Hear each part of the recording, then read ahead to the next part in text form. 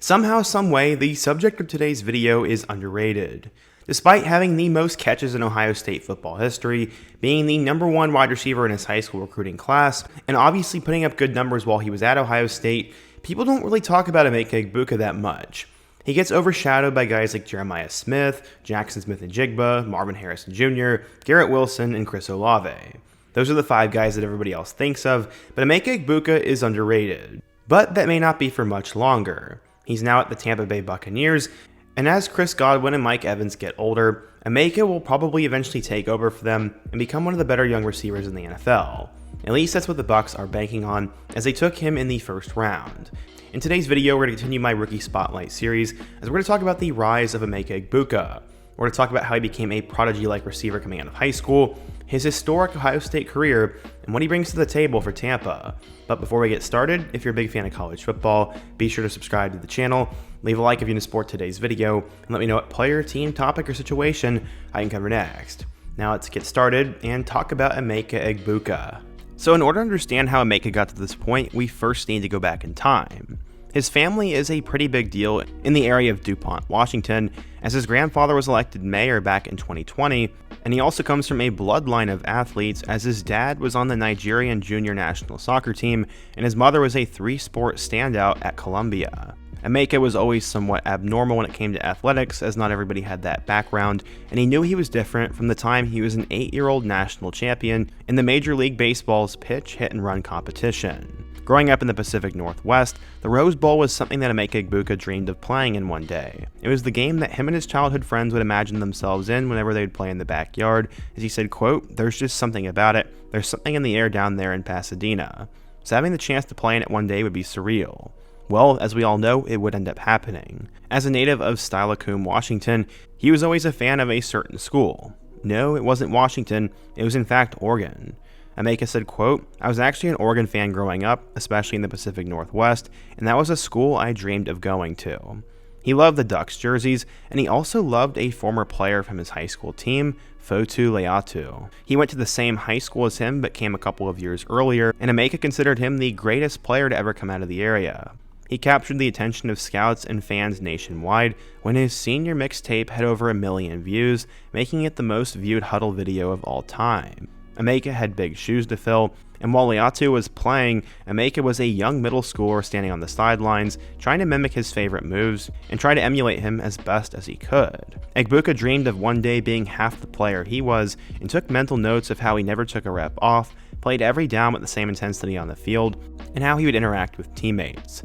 But in 2018, tragedy would strike, as Fotu was dismissed from the Oregon football program after his second arrest in 4 months, and then was found dead near the site of a car accident at 5:30 in the morning. He was only 21 years old. Emeka was devastated, saying, quote, "I didn't really understand what was going on, and a lot of my family and friends who were closer to him than I was were also devastated, and it was just a tough time for our community." Despite about a 6-year age gap, the two of them were pretty good friends. The town they were from only had about 6,000 people, and it was located on the Puget Sound, and Fotu had learned that Emeka Egbuka was making a name for himself on the youth football scene. Former New Orleans Saints defensive back Reggie Jones first started working with Emeka when he was in 7th grade, saying, quote, "I first met Emeka when he was in 7th grade, and it was pretty clear he was a special player. When Egbuka eventually arrived in 7th grade, he was told he could be the #1 player in the country at whatever position he wanted, and his coach did that in full confidence because of his skill set, work ethic, attention to detail, and excellence in the classroom." There are many coaches who trained Emeka over the years and watched him become one of the top baseball and football prospects in the country, with one saying, quote, "Coaching Emeka over the last 4 years has been a special experience I'm grateful for every day. He's a great player and a generational talent, but what's more impressive to me is how humble he is and how much he cares about other people." When he arrived in high school, he stood out right away, as during his freshman season, he caught 44 passes for 800 yards and 13 touchdowns, and he played running back and receiver. He started making a name for himself, and his first offer would come from Florida State, and then he ended up racking a total of 34 more.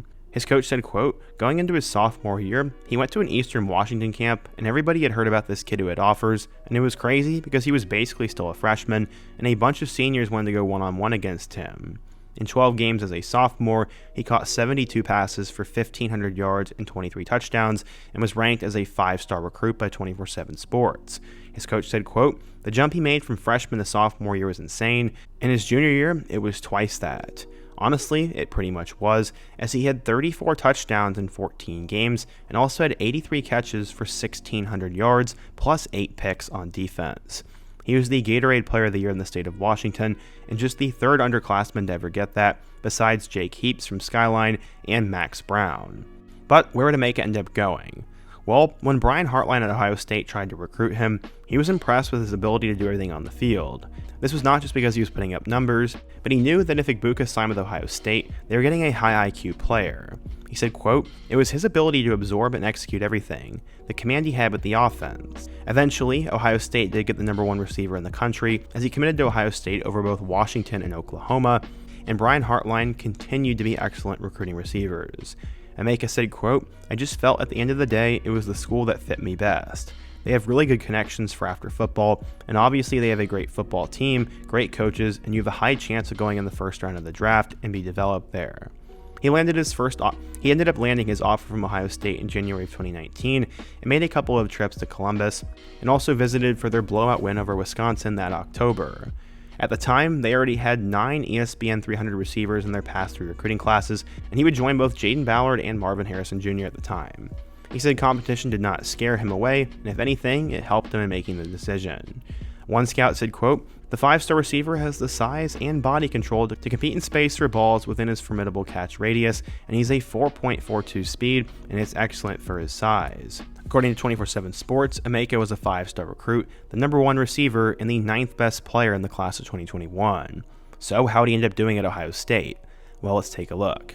So when Emeka arrived at Ohio State, there's obviously a log jam at the receiver spot, so it'd be tough for him to get on the field. Still though, he appeared in 3 games during his true freshman season back in 2021, finishing with 9 catches for 191 yards, but failing to catch a single touchdown. In 2022 though, things would rapidly take off for him, as he became one of the best receivers in the Big Ten and thus in the country. In his first game against number 5 Notre Dame, he caught 9 passes for 90 yards and a touchdown, and followed it up with touchdowns against Arkansas State, Toledo, and then 2 against Wisconsin. Emeka had an incredible start to the 2022 season, but would sort of fall off. Besides 143 yards and a touchdown against Michigan State, he kind of struggled the next few games until their matchup with Michigan. In a loss at home to the number 3 Wolverines, Emeka caught 9 passes for 125 yards and a touchdown, but they would lose 45-23. Ohio State would make the college football playoff, and in a 1-point loss against number 1 Georgia, Emeka had 8 catches for 112 yards and a touchdown. For the season, Egbuka had 74 catches for 1,151 yards and 10 touchdowns. He was a breakout star, and it seemed the sky would be the limit for him. Unfortunately, in 2023, he did not get a chance to play in as many games, and was not as effective. He only had 3 catches in their first game against Indiana, but would end up having touchdowns against both Youngstown State and Western Kentucky before being in a bit of a slump. You'd have to flash forward all the way till the end of the regular season before he'd catch his next touchdown pass, as on the road against number 3 Michigan, they'd once again lose, and this time he had 3 catches for 25 yards and a touchdown in that one. Ohio State would end up missing out on the college football playoff due to that game, but they'd play against Mizzou in the Cotton Bowl. In one of the worst offensive bowl games we've seen in a long time, Emeka somehow managed to put up decent numbers, as he caught 6 passes for 63 yards, but it would not be enough. They lost that game 14-3, and Emeka would finish the season with 41 catches for 515 yards and 4 touchdowns. Obviously, he could have declared for the draft and been drafted at some point, but he wanted to come back because he had unfinished business, and he would definitely take care of things in 2024. In Week 3 against Marshall, he went over the 100-yard mark with a touchdown, and then against Michigan State, he also had 7 catches and nearly 100 yards and a touchdown. He would then have the best 2-game stretch of his career, as against Iowa, he catch 9 passes and hauled in 3 touchdowns, and then had over 10 catches for 93 yards and a touchdown in a 1-point loss to Oregon. Ohio State was punched in the face in that game and would somewhat bounce back. They'd win their next 5 games against Penn State, Nebraska, Purdue, Northwestern, and Indiana.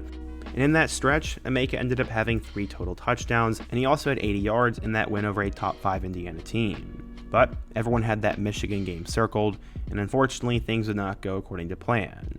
The Wolverines would win that game 13-10 despite having a down year, and Emeka would have 4 catches in that one. but with the expanded field, Ohio State was totally going to get in, and ultimately, he was really solid for them in their road to the national championship. He had 5 catches for 81 yards against Tennessee, 5 catches for 72 yards and a touchdown against Oregon, 5 catches for 51 yards against Texas, and then in the national title game, 6 catches for 64 yards against Notre Dame. Ohio State made up for their bad losses, and Emeka went out on a high note. He ended up finishing with 81 receptions for 1,011 yards and 10 total touchdowns. This was huge for him, as he was one of the best receivers in college football, and ended up setting the school record for career receptions. That actually came in their national championship victory, and he passed up KJ Hill, who had over 200 catches for 2,300 yards from 2016 to 2019. In total, Emeka finished with 205 catches for 2,868 yards and 24 touchdowns. He would now head off to the NFL, where he did not do any drills at the combine, but at his pro day, he ran a 4.45 and had a 38-inch vertical. In terms of his strengths and weaknesses, his strengths were his route running, as he looked like a technician cutting around defenders and was able to get open, and he also had an excellent and available route tree. He was very productive over his 4 years, didn't have too many injury issues, was obviously athletic enough, and was definitely a safety blanket for Ohio State. He also has a high NFL floor, so his likelihood of being a bust was pretty low. But his weaknesses were a lack of game-changing ability, as some say his game film wasn't all that impressive, and also many scouts critiqued his body position, as he sometimes caught the ball with his body instead of his hands. Additionally, his play style was sort of seen as wild and not really under control after the catch. But that didn't really matter, as he was one of the top receivers in this year's draft and was expected to go at the back end of the first round or maybe in the second round. Ultimately, the Tampa Bay Buccaneers would take him with the number 19 overall pick, and this was somewhat surprising, but a really good pick. Right after the draft, the Tampa Bay Buccaneers general manager reached out to quarterback Baker Mayfield and said, "You're going to like this one." Maybe it was a little bit of a surprise, as they will be adding him to a receiver room that returns Pro Bowlers Mike Evans and Chris Godwin, but they said, quote, "We felt this was a pick for the future, but also for the present. Obviously, Emeka is seen as a guy who can help them now, but also down the road, he should be able to take over." Head coach Todd Bowles said, quote, "He is the total package. He's a playmaker, and he can play all 3 positions, as he can play in the X, Y, and Z. He can also throw the ball. But ultimately, his fit with Tampa Bay is something of the future, as currently they have veterans in Mike Evans and Chris Godwin, but they're headed towards the back end of their careers. It looks like Jalen McMillan and Emeka Egbuka are poised to take the reins for Tampa Bay. And what does McMillan think of his new teammate? Well, he said, quote, "He's a pro. He's really serious about practice and already knows most of the playbook. I'm really excited for his growth and his future here." So yeah, will he take over the NFL as a rookie? Probably not. But is this a pick that in about 5 years will look really good? I think so. But what do you guys think? If you're an Ohio State or a Tampa Bay fan, what do you think of Emeka Egbuka, and what other rookie should I cover next? Be sure to let me know your thoughts down below, leave a like if you support today's video, subscribe if you're new, and check out one of the videos on the end screen, including my video about Carson Schweschinger. Hope to see you guys again soon, but until next time, peace.